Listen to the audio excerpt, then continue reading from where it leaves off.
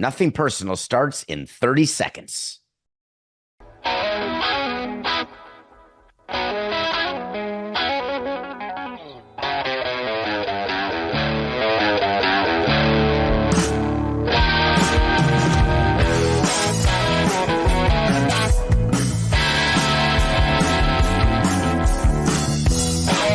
It's just business. This is Nothing Personal.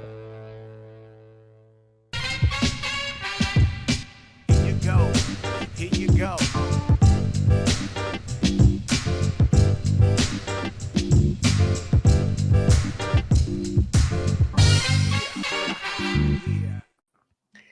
Lone Star. That's the Nothing Personal word of the day. It is Wednesday, 7/24/24. Hard to believe it's July 24th of 2024. Lone Star, as in the Lone Star State.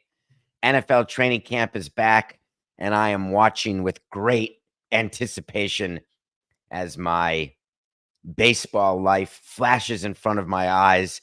So many amazingly interesting things happening as we head toward October. But the NFL has taken over the news cycle, and something going on with Dallas may have gotten my attention. And of course, we're going to lead with it. CeeDee Lamb, nowhere to be seen. Not showing up. Dallas Cowboys get on their charter plane. They're going to California. Now, they can tell people that are going to California.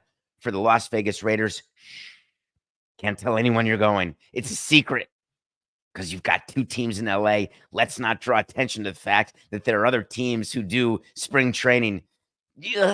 4869. That there's other teams who do training camp in LA. Keep it quiet. Cowboys get on their plane. They're looking around. They're boarding. Hey, where's Lamb? No, I don't know. Do you see him? Oh, I don't know. He doesn't have a contract. Well, of course he has a contract, but he's not playing, right? He's not showing up. You know, they're negotiating. Don't panic. We're going to carry on without him. We're going to get ourselves ready, one of his teammates said. We're going to make him proud so that when he comes in, we are a first-class organization ready to roll. Thank you. That's so nice. It puts a little tear right in my eye. He's supposed to get $17.99 million this year. Nope, not good enough. And he was preparing Dallas to not play this year or not show up at God dang it, at training camp. Old habits die hard, baby. There was a mandatory mini camp in June. No, thank you. He got fined $100,000. I'm not going to show up and I'm not going to play unless you extend me $18 million. No. Thank God Jerry Reinsdorf doesn't own an NFL team. So they fine him $100,000. The collective bargaining agreement deals with these issues because this is how the NFL rolls. Players have deals. There's guaranteed money at signing. Then there's roster guarantees. Then you get paid bonuses. All of it in a way to get around the cap. The fines are dealt with. We deal with fines in baseball collective bargaining agreement. Hey, $500 if you wear your pants inside out. It's true. You can get fined for uniform violation. Too many buttons undone. You know, people who flop their pants. Remember the player, Coca, who this is off the subject, got tagged out because he had a batting glove that was somehow flowing out of his uniform. And if you touch it, you're out. Much like you can extend your helmet onto the base if you want and you're safe. I don't know why that just came into my head. But the CBA deals with all these fines. If you get fined for missing minicamp, you know what? You can get refunded. Absolutely.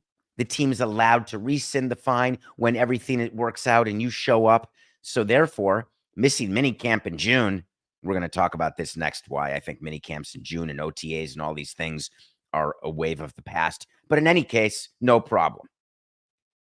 But training camp? Oh no.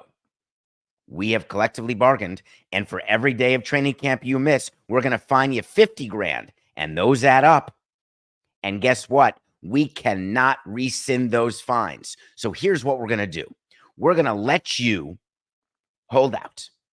We're going to let you not play because you're so angry you only have a year left, and you demand an extension because you want to beat Justin Jefferson, and the market's moved, and somehow people who signed after you got more than you did. Oh my God.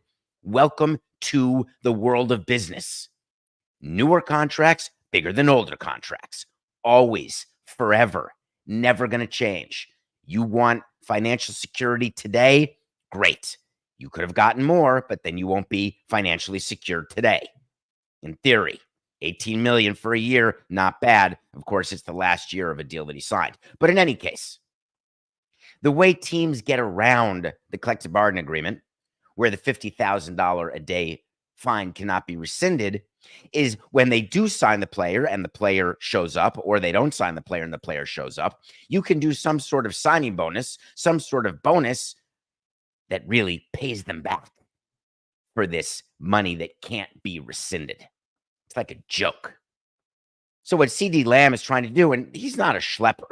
You know CeeDee Lamb, top wide receiver, one of the top. He's top tier wide receiver. We know this. Unbelievable year last year. Dallas won the Super Bowl last year, hugely successful under GM Jerry Jones and owner Jerry Jones. He's trying to keep that Super Bowl winning team together. Why not? Justin Jefferson with the Vikings signs a 4-year, $140 million deal, but it's not really $140 million. It's $110 million guaranteed. No, it's not really $110 million guaranteed. It's $88 million guaranteed at signing. The other 21 are guaranteed if, like Topol. If I were a rich man, da da da da da da da da da da da da da. All you got to do is be on the roster 2 years in a row, but you may not be, so that money's not really guaranteed at signing. You know the Deshaun Watson contract for $230 million, that one, the one that's never been topped, that was all guaranteed at signing. Way to go, Jimmy. So the Cowboys are having discussions with Lamb and his agents, mostly with his agents, trying to figure out how to get a new contract. They've got Dak Prescott going into his last year, Mike McCarthy going into his last year, CeeDee Lamb going into his last year. If they only get one of the three back for next year, maybe they'll just have one lone star. Coca sound effect. Dun dun dun dun. Get it? A lone star? One guy? Forget it. Wouldn't it be amazing?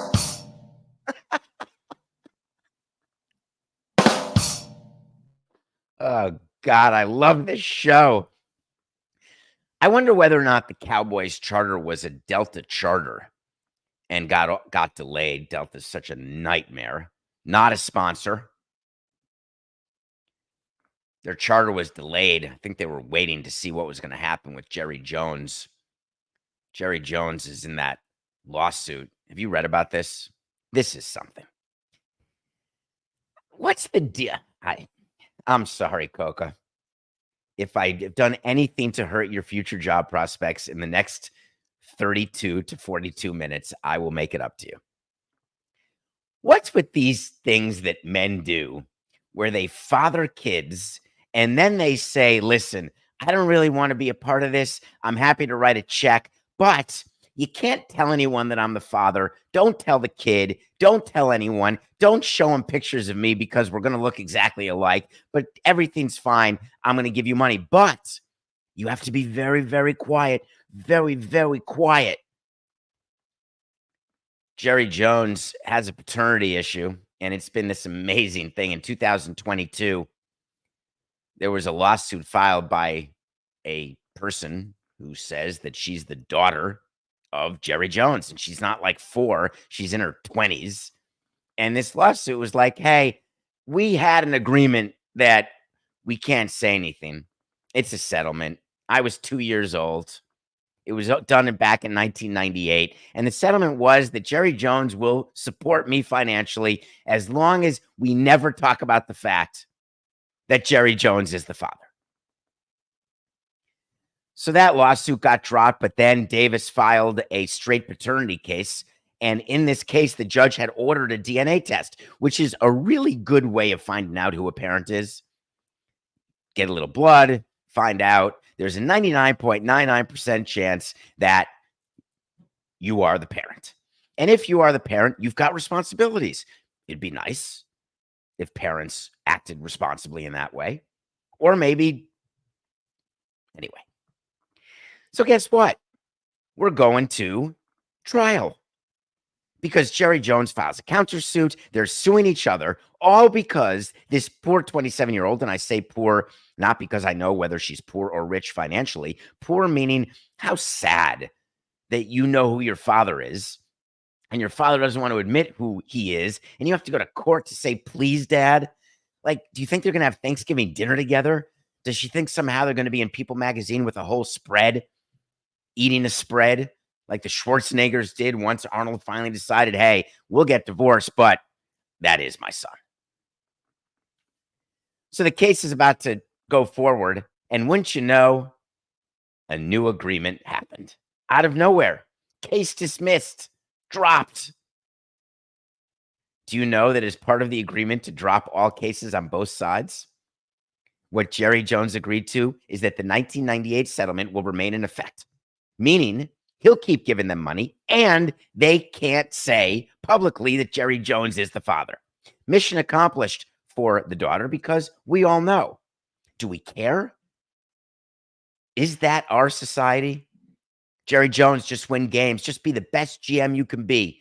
Give CeeDee Lamb his money. Find a way to sign Prescott. And please find a way to repeat as Super Bowl champion. Oh, that's right. You haven't won the Super Bowl in decades. You're the least successful popular team. It's staggering. It is so jealousy-inducing that you can run an organization that prints money, doesn't win, and people keep supporting you, and no one says boo. I guess you've earned that right when you're the Cowboys or the Yankees. Staggering to me. I'm going to give you a wait to see. Yesterday, we covered a bunch of wait to sees to prove to you, not prove, you should know after 1,095 episodes, that we will revisit stuff. We have a document on davidsamsonpodcast.com of all the wait to sees, all our picks of the day, etc. Jerry Jones has to figure out what he wants to do because the distractions around his team are so significant that going into the season, no one's talking about the Cowboys as anything other than a California-bound distraction. He's going to have to sign CeeDee Lamb to an extension, and he's going to have to swallow hard, and it's going to be for a guaranteed signing greater than Justin Jefferson, which is going to make Dak say, come on. This can't be. I wonder whether Dak calls Tua and says, dude, what's happening? Why aren't we getting ours? That Yutz over in Jacksonville, look what he got. That guy in We Are Not Cleveland, what did he do? Went to one Super Bowl. I got that wrong yesterday. Joe Burrow did go to a Super Bowl, has one conference championship. No rings, no rings. That's the way to see, Coca. CeeDee Lamb signs an extension with a guaranteed signing greater than Justin Jefferson. So the Cowboys land in California. Teams start training camp. NFL media gets activated. The relief for hosts who have content every day about what you should do with your fantasy teams, getting you ready to bet the season, the futures, the favorites, over-unders. It's on like Donkey Kong. It's brilliant for everyone as we get even closer to the best month of the year, which of course is October, when you get postseason baseball and the start of hockey, the start of basketball, and the NFL is ongoing. Historically, that's been the best month of the year. I would assume if people were to vote on the best month of the year in sports, I mean, this may be me from a baseball standpoint. I assume October would be it, if I had to guess. So the players land, they go through training camp, and there's something else going on in football that I wonder how much they're focusing on because their union, sure as heck is. We did a few segments recently, don't remember when, on the 18-game sitch. Right now, teams play 17 games. It used to be they played 16 games for a really long time. Before that, I want to say there could have been 12 games. In a 17-game season, 1 year you host 9 games at home, unless you're Jacksonville, and then you're on the road for 8. The next year, you're on the road for 9 and host 8. They go back and forth. So every other year, you have the extra home game. The NFL has let you know clear as day that there will be 18 games. Now, this has to be collectively bargained. You can't just impose a longer work schedule. You cannot extend the season, which Roger Goodell wants to do, and have the Super Bowl President's Weekend. So the union is getting ready to figure out what they want to receive in return for an 18th game. Because you can bet your bippy, the conversation is not, will there be an 18th game? The conversation very simply between Lloyd Howell, the NFLPA executive director, and Roger Goodell is, all right, we're going to 18. It's a matter of what the trade is going to be. And I've already put the feelers out there so you're aware. Players don't like preseason. Nobody does. Fans don't want to pay regular season prices for preseason games. Teams want to charge regular season prices for more games. And broadcasters want extra weeks. This makes perfect sense. We will trade you an 18th game for 1 fewer preseason game. And then the union says, well, wait a minute. How about another bye? Well, let me think about that. What would another bye do? What would another bye do? Is YouTube TV going to be upset that there aren't as many games each week? Is YouTube TV even going to exist with the antitrust suit that we just lost? Another bye week gives players time to recover. And when your team's not playing, everyone's still playing fantasy and betting the other teams. And there's enough national games where there's still 11 to 15 million watching every game. Hold on. Are you telling me? Let me get this right, Senior Howell. Are you telling me that if we give you an extra bye, and I heard this rumor from Joe Burrow, that you'll give us an 18th game and all we have to do is take away a preseason game and give you an extra bye? Hallelujah. Where is Dominique Foxworth when he's needed? There is no way that that is enough. Now, of course, what the NFL says, the more revenue we get, the more revenue you get, because salary cap is tied to revenue. So you should be doing everything possible to give us more gate revenue. Well, would it be more gate revenue when you charge the same price for the preseason game as you do for the Week 18 game? I don't think so. What about the increase in broadcast rights? We'll share that. True. What about the ancillary revenue that doesn't get counted as revenue to be shared with the players because there's an extra regular season game that will be highly attended? So all the ancillary development and all the ways that the teams make money outside of the games. Oh, sorry, we're not going to talk about that. We're not going to share that. Shh, don't mention that. It's so fantastic to me watching this play out. It really makes me smile. These discussions are going to go on for a bit. They go on at different levels. The commissioner gets involved just every once in a while with some public comments. You'll have owners involved. A bunch of players on the council will be involved. They'll do some polling. They'll have meetings within teams to talk about what do we want for this. The only thing I can promise you is this is not going to wait to the end of this collective bargaining agreement. Going to 18 games is going to happen really, really soon because the owners want it, the networks want it, and the players realize that they're going to get what they're going to get, but this is happening. It's very, very tough to be a union leader and an executive director when you've got players who are all over the place. You've got very many disparate factions within a union. It's really the same as what a commissioner deals with large market owners, small market owners, high revenue, low revenue, the infighting that happens. I think being a union leader is way more difficult because there's so many more people in the union. The commissioner has what in the NFL? Let me guess, 32 owners to deal with. How many players? Yeah, way more. 18 games. Why stop at 18? I can't see a reason why Roger Goodell wouldn't want to go to 20 games. What's the difference? We'll get rid of OTAs. We'll get rid of training camp. We're going to start. You want to hold out? Great. We're going to start immediately with regular season games, and we're going to start in August, and we're going to play games until June. What's the difference? Like the broadcasters would say, oh, no, sorry. We have too many weekends of NFL. Please stop. We cannot handle all this inventory. You're killing me, Smalls. What a time of year. Today's the 24th. We're 6 days away. I like doing the countdown. I do. We're counting down to the Major League Baseball trade deadline. Every day there's a new article. Yesterday's made me smile.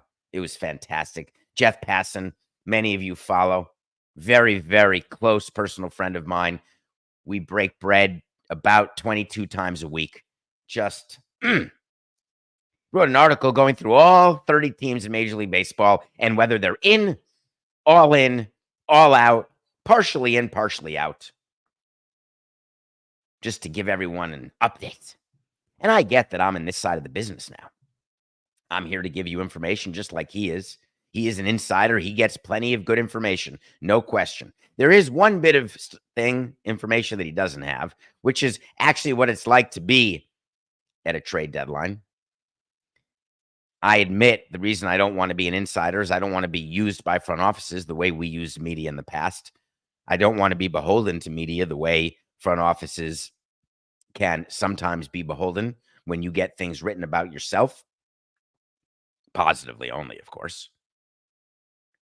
Purposeful leaks, manipulation. Because remember, the articles that are written, like what you saw on ESPN Plus, which is well worth your investment, we read those and then we laugh. Because it doesn't matter that John Heyman says that Pete Alonso is up for grabs or not. It doesn't matter that we read that Juan Soto is no longer negotiating in season with the Yankees.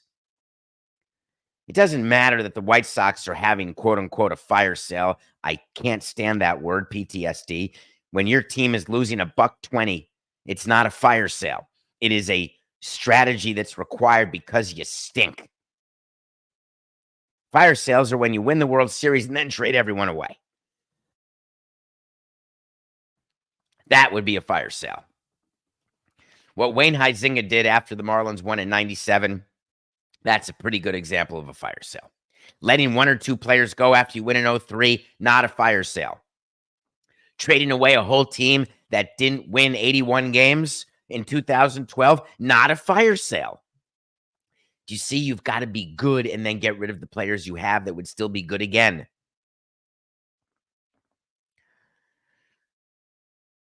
So we sit around in these rooms, and this is now, we're in the home stretch these past 6 days. Before texting, we would have a schedule during the course of a day where we would have check-in calls with the other 29 teams. And we would do it according to time zones because, of course, we're in the office before the Dodgers. They're in the office later than we are, but we'd stay late because the owner would want us there until all hours of the night. So we'd man the room basically 24 hours a day. You're calling teams. You're talking about different players. When you see a name listed in an article of a player's available, you're not learning about that player's availability from that article. You've got the list of available players because you've made the calls to the team. The team is giving you the list of players in 2 sections. Yes, maybe. They sometimes will give you a few no's. We're not discussing blank. You sure you're not like Pittsburgh? Let's talk about Paul Skeens. Someone calls up Pittsburgh and says, hey, are you going to talk about Skeens? No, of course not. No chance, toilet pants. There is nothing you can do to get Paul Skeens on your team. Okay. We'd like to just propose the following deal. The following 8 players, all number ones. I'm not saying the team has this, but they can acquire this. I'm doing this for purposes of an example. 8 number ones and 3 middle of the order bats, 2 number 1 pitchers, all of whom are controllable, and whose total salary is $10 million. And all we want back is Paul Skeens. Paul Skeens would be traded 1 minute later. So there's no such thing as a player who's not tradable. Untradeable is definitely a possibility, but not tradable does not exist. So when you call a team, you go through every level of name because we've identified, like the other 29 teams, which players we want. And we do it by team. We don't do it by position. We do it by team. And then we put on the board the trades that we would make to acquire that player. We set the market with ourselves. We then call the team. We see where that market is from that team's perspective. And if the markets match, there's a trade. The reason why so many trades happen right up to the deadline on deadline day and why it's very quiet on July 24th is because everyone thinks that everyone else is going to blink. Everyone thinks that everyone else is going to panic. Everyone thinks that everyone else is going to change what they have on their board as a player's worth. Think about a deadline and what it does to you. You start panicking when you have to hand in a term paper or a research paper, or you have to make a plane, whatever you're doing that has a deadline that's not, well, plane's a bad example because of all the delays, but anything where there is a set deadline. As the deadline gets closer, don't you start adjusting your expectations? If you were told you've got 6 months to do something, you feel a little differently about it today as you do in 170 days. And then 175 days. And then you get to day 179 and it's straight panic. It's why sometimes procrastinators do their best work. Sometimes things are only as good as done as the last minute, even though you had 6 months to do it. So what happens at the end of the deadline is all these trades get made because people look at their board and say, you know what? I'll give the extra player to get that guy. And the sellers say, great. Or the sellers say, oh my God, I got to get rid of this money. This is ridiculous. I don't need what I said I needed. I just need what I said I needed minus blank. So that's the preparation that's happening right now. I remember so many different trade deadlines. I mean, we hit a bunch of them. We missed a bunch of them. 2003, we hit when we traded for Ugueth-Urbina, who became a closer with Braden Looper. We wanted to get the back end of the bullpen stronger because we were the best team in baseball since May with our new manager. We were dealing with Texas, and we gave Texas an option of what we wanted. We said we wanted Ugueth-Urbina. Texas got back to us with a bunch of players, and we had agreed on Will Smith and Ryan Snare, who you've never heard of. And then Texas said, we want either Adrian Gonzalez or Jason Stokes. Have you ever heard of Jason Stokes? Have you ever heard of Adrian Gonzalez? They were both great first base prospects. Our baseball people said, hey, let's give him Gonzalez and keep Stokes. Damn it. We made the trade, won the World Series, and I have zero regrets because we won the World Series. The fact that Gonzalez became who Gonzalez became and Jason Stokes became who Jason Stokes became, it means we guessed wrong. That's like when we had the chance. What was that trade? Oh, come on, David. We had a chance to get Noah Syndergaard or Justin Nicolino, and we went with the lefty Nicolino. Ever heard of him? Ever heard of Thor? There was 1 year. Remember, all players started being young. We had a bunch of teams ask us at the deadline, hey, you want Manny Ramirez? No problem. We want a guy named Mike Stanton. Nope, not available. Come on, trade Stanton. He hasn't even made the big leagues yet. We can get Manny Ramirez, who ended up going to the Dodgers, actually. 1 year we wanted Roy Halladay. None of you had really remembered him. Will Middlebrooks. We then went back to try to get Halladay when he was really good. This was probably 15 years ago. Nope. Toronto wasn't going to trade him. That's the thing that you do when really you have... Coca's yelling at me in my ear. What are you saying that I did? I did say that. Okay, so there are some articles. I guess the Google is working. Look at all this work we do on Nothing Personal. I had an interest in Blue Jays ace Roy Halladay in 2009. That is true. backed off, true, when Toronto demanded, this is a quote from me. I do remember saying this: 2 left legs, a right arm, and a left cerebellum. That is what Toronto wanted for Roy Halladay. And we said, no, we'll keep our cerebellum. Thank you so much for that. And then I said, we've made 10 different offers, 10 different things, throwing all sorts of crap against the wall. That's how the deadline goes. It's just back and forth, back and forth. Who's going to blink? I blinked a few times. Don't get me wrong. I'm a blinker. Were you concerned with nothing personal pick of the day? Were you concerned that I actually had such an underdog of the St. Louis Cardinals, my favorite adopted city behind Milwaukee? Cardinals plus 154 over the Pirates. Winner. Rotisserie dinner. We're 95 and 104. If you watch that game, people were saying, how could Skeens come out in the 9th inning of a tie game? What are you doing? Such a great game. I think it's an outstanding move by Shelton, by the Pirates. Stretch him out, only 104 pitches. Let's see if he starts to get in trouble at any late inning. Let him get in trouble and then let him go. That's what they did. Cardinals end up winning 2-1. Skeens gets his first loss. It's totally fine. Don't panic. Pittsburgh's right in this. I can't wait for our show on the 30th. I can't wait. Wednesday's pick of the day. Yankees and Mets are finishing their Subway Series. What a game yesterday. I assume Sarah's despondent beyond repair, but don't you worry. Actually, it's Sarah against Coca. Well, guess what, Sarah? We're taking Cole minus 170 and the Yankees over the Mets. The Yankees need a win. Boy, do they need a win.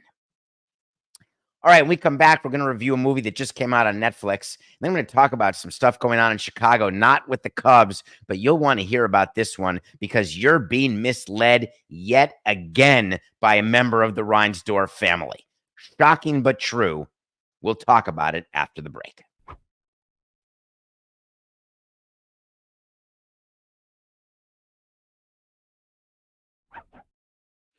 Welcome back to Nothing Personal. It's David Samson coming to you every day live, 8 a.m. Nothing Personal with David Samson is the YouTube channel. If you're listening to this, then you're missing all the great things that you can look at while we're doing it live. DraftKings Network, 10 a.m.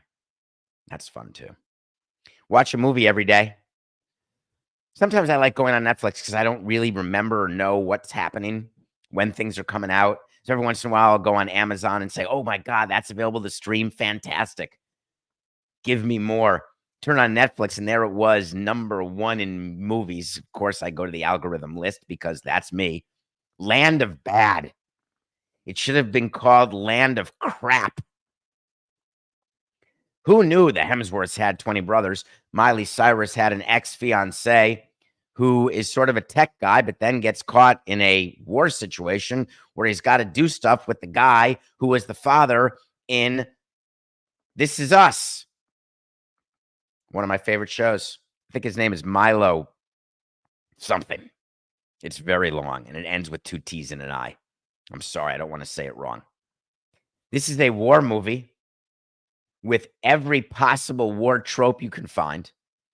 It is always masterful to me. If it's not a comedy, comedies I get where everyone's shooting, Pulp Fiction. You take 10 shots, you miss. Sam Jackson looks at John Travolta and says, oh, what happened here? Goodbye. I always love the fact that when Tom Cruise is being shot at Mission Impossible, somehow 50 shots are taken and they go around his feet as he's running. And then he turns around on the run, pulls out a gun and shoots a guy. Oh my God, square in the temple. That's what this movie was. I've never seen anything like it. Now, do some of the guys, of course, you got to kill some of the heroes or at least hurt some of the heroes. Are they dead? They may be dead. You thought they were dead. And then, oh my God, wait a minute. They're not dead? Hard to know. Land of Bad is what's tattooed on one of the characters because they're in the Philippines where bad things are happening. I believe they did not intend for the movie to actually be bad, but it is. Jerry Reinsdorf has a son named Michael Reinsdorf. Michael Reinsdorf is the president and CEO of the Chicago Bulls. Yes, the same Bulls that have 6 rings. Michael Reinsdorf will continue to run the Bulls and own the Bulls after Jerry passes away. He's about 88 years old. I hope he lives another 32 years. I really do. Jerry Reinsdorf handles the White Sox and has told you that if you don't get the White Sox a new stadium, the team's going to be sold when I croak, and who knows what's going to happen. They could be moved to Nashville. And by the way, when I met the mayor, we just happened to be in the same coffee shop getting a schmear. I thought it was Sealigan, Arizona. What did I know?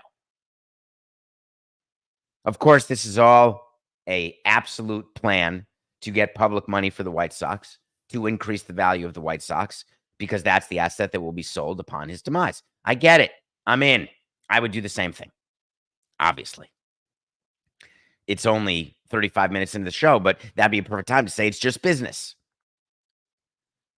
The Bulls announced something yesterday, a partnership with the Blackhawks. Now, Reinsdorf family does not own the Blackhawks. It's the Wirtz family. You may be familiar. The Papa Bear of the Wirtz family passed away, sort of like the patriarch, like Jerry, who has not passed away. And guess who runs the Blackhawks? Yes, the son, Danny Wirtz. Totally normal. I'm not saying they're not qualified, because they are. What I am saying is they did something that makes me smile. They announced the 1901 project, a 10-year redevelopment around the current United Center, which is a great building. Nightmare memories I have of that building, but a great building nonetheless. I can't stand Alan Parsons' project to this day because of the Bulls. And if you know, you know. And if not, just move on to the next thing. But this 10-year redevelopment, what do you think is going to happen around the United Center that the Bulls and Blackhawks want to do? Yeah, you guessed it. Redevelopment, transformation. Guess what? Hotel, retail, of course, public space. You got to have greenery. Otherwise, you're not going to get it past the public vote. You got to have green space. It'll be the largest ever, and I'm quoting, the largest ever private investment on the city's west side. Quote, it will fulfill the team's owners' long-term aspiration of making the arena the centerpiece of a broader mixed-use campus. Do you get why they're doing this? Because they are going to make, it's a real estate play. Redevelopments, transformations are code words for real estate plays where the owners of the teams want to own everything around the arenas where their team plays. Why? Because they realize that the Bulls and the Blackhawks, wait a minute, that's only 82 days a year. Now, the United Center has a ton of events. They have a ton of visitors. It's busy all the time. But what do we do before and after the events? We need places for people to come and to live and to spend money. And we're going to do it ourselves because we are best positioned to do it. Don't put it out to bid to other developers. We're going to do it because we're the owners of a sports team. It's like you owning the corner bodega and saying, yes, I want to redevelop that office building because I own the bodega in the lobby. Why shouldn't I get to renovate the office space in the 50 floors above me? Why is it that sports owners have this much power? Because they're sports owners. But here's the kicker. If you want to redevelop the area around your stadium or arena, I am in. If you want to reap the financial benefits, if you want to pay for it, I'm also in. But don't you dare say there's no public money involved. Don't use the word private money only. And they kept saying it yesterday. They're not seeking any public financing for the project for now. If you think that there is a project like this that can happen in your city that doesn't involve infrastructure improvements, whose costs will be borne by the community, by the taxpayers, in order to enrich the people who are doing the development, then you've never done a real estate deal before. I'm not saying it's not normal. I'm saying it's not needed. I'm not saying that it's not the job of the public entity to contribute to the project. But I'll tell you what I am saying. Don't piss on my leg and tell me it's raining. Don't tell me that there's not going to be public money used. Acknowledge that there's going to be. It's like Reinsdorf saying, no, I'm going to take care of the entire White Sox deal. Oh, no, I'm just kidding. I'm not. Of course not. So here's my view of how this ends. There will be some sort of redevelopment around the United Center. You will be sold a bill of goods that there will be low-income housing, affordable housing at a percentage. Never happens. Go back and look at all these projects. They all use keywords that are used as cover for politicians for votes to happen to put public money into a project. And then when it actually happens, yes, there are not 9-story trees. And yes, there are not 40% of all housing affordable housing. Who follows up on that? You? You, Lieutenant Coffee? No one follows up on it. Do you know why? Because we've moved on to the next thing. The development around the United Center is going to happen. Public money will be required.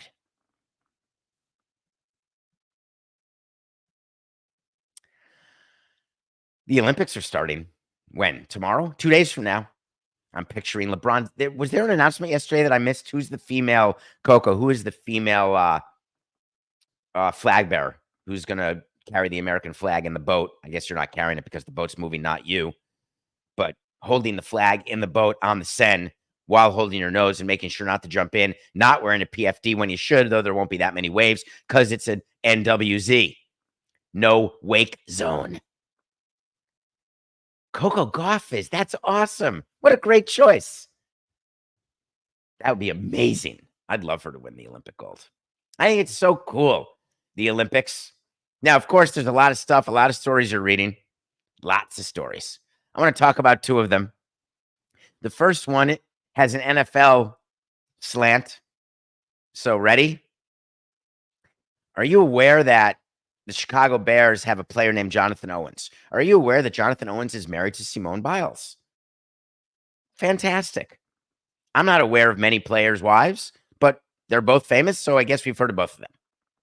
The Chicago Bears are allowing Jonathan Owens to miss 7 days of training camp. He's allowed. Not an unexcused absence. No $350,000 fine. And the reason he's allowed to miss is that he's going to Paris to watch the Olympics and his wife. Matt Eberflus is the coach of the Bears, and he said, of course we did this, quote, just because we respect the Olympics, that it's a big deal. He's just supporting the one he loves the most, and I think that's so cool that he gets to do that. Hi, my name is David Samson. My wife is arguing a case in front of the Supreme Court. She's going to prepare. She needs 5 days of preparation. I want to miss camp and go support her. Do you love the Supreme Court and female lawyers? Hi, my name is John Cocktoaston. My wife has this unbelievably important business trip that she's doing. She's trying to start a company where she'll be delivering widgets to Weezers. I really got to go. Wait, that's not important. Oh, you've never heard of my wife? No, she's amazing. I totally love her and want to support her. I can't miss training camp? Oh, come on. That doesn't seem fair. I'd like the Chicago Bears to come out with a statement, please. I want the coach to come out, not that he loves America, not that he loves the Olympics, not go USA. I want to know the number of players who have wives or partners or husbands, don't care who, or children or great aunts who asked to go do something to support the person they love, but it's not the Olympics. It's not famous. Do you say yes? Just let me know. I just want to have a frame of reference to what your point of view is, to when it's okay to excuse someone to support the person they love and when it's not. Because we're obviously now judging levels of love. Really, you're just judging levels of fame. If you want to be the great benefactor to relationships, have at it. I may be different if I were the president of a team, but it doesn't matter. I'm all in for you to run your team the way you want to run your team, but you sure as heck better run it consistently. Because other people in that locker room, what about my girl? And the Olympics, by the way, it's not as though the Olympics, I mean, I think it's still cool to win a gold medal. When I saw we would have gold medalists from South Florida come to games, they'd bring their gold medals, and it would be cool. Those things are awesome.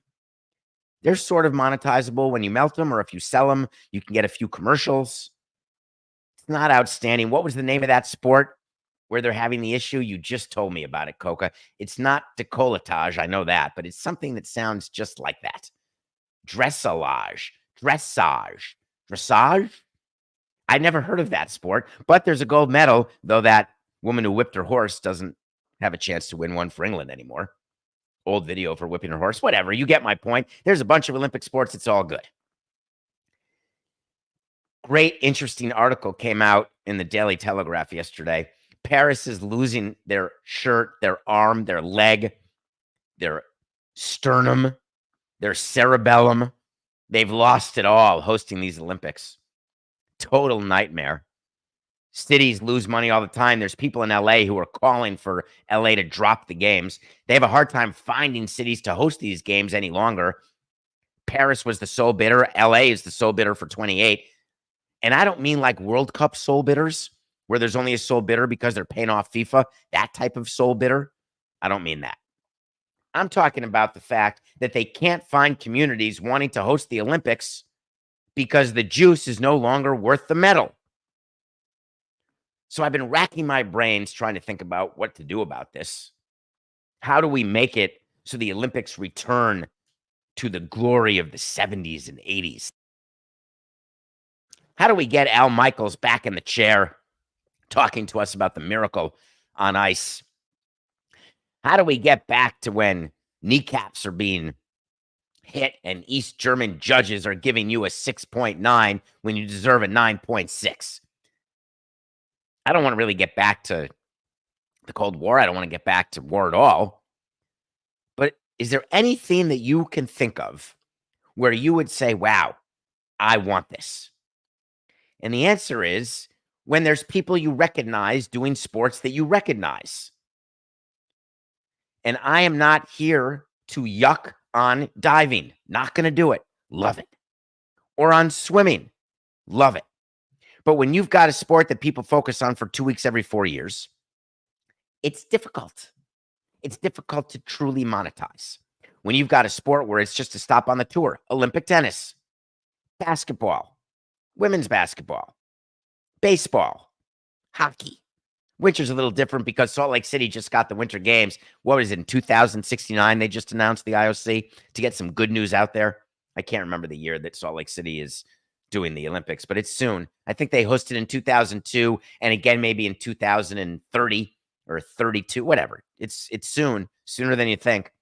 But they've got the infrastructure, and when there are not Olympics going on, all that stuff is being used. The problem with the Olympics is you do so much, you spend so much money, you clean the Seine, and then the Olympics leave and you start crapping in the Seine again. You build all these arenas, not in Qatar, and all of a sudden, nothing's being used. You spend money to put beach volleyball on the Champs-Élysées, and then all of a sudden people realize, holy crikeys, we have no tourists, we're losing money hand over fist, get rid of the beach volleyball setup. All right, we'll tear it down. Man, we spent a lot of money to put it up. Here's the plan. CBS knows what it's doing. Jeff Probst knows what he's doing. Mark Burnett. I'm talking about Survivor. Has anyone noticed something about Survivor? If you're a fan of Survivor, other than the 3 days I spent there a few years ago, it used to be in different places. It was always a very big deal. Will it be in Africa, Panama, Nicaragua? Who knows where? Very, very expensive to keep moving the set from country to country. So CBS and Survivor said, we have an idea. Let's hold it in Fiji every time. We'll change the cast, of course. But all the infrastructure, we invest once, and then we do capital improvements. That's it. Can even do some depreciation. It's a brilliant move. We're not watching Survivor because it's in Panama. We're watching Survivor because it's Survivor. I think the Olympics should be in one place. Choose a permanent home for the Olympic Games. Have a plan in place where you build up an infrastructure and it gets used in the interim 3 years. All of the facilities, the Olympic Village is used the way Cooperstown dorms are used for baseball tournaments when there's not Hall of Fame induction weekend. You use facilities. If you don't use something, it gets wasted away and you've got to spend more money starting it up again. Think about that. That's why planes have to fly or cars have to drive. Ovens have to be used. It is a very normal thing. If you don't use it, you lose it. Sort of like vacation days in the old recent past. So that's my view. I think it's going to happen. All of this IOC bidding and all the issues of finding places, I think they're going to find one location. Maybe it should be Athens, the original Olympics, because they had so much fun hosting and they made so much money. Eventually, cities are going to look around, communities are going to look around, and they're going to stop bidding. Once the bidding stops in earnest, because why would anyone do anything different without having to? Once the bidding stops in earnest, that's when change will happen. Why? It's just business. This is nothing personal.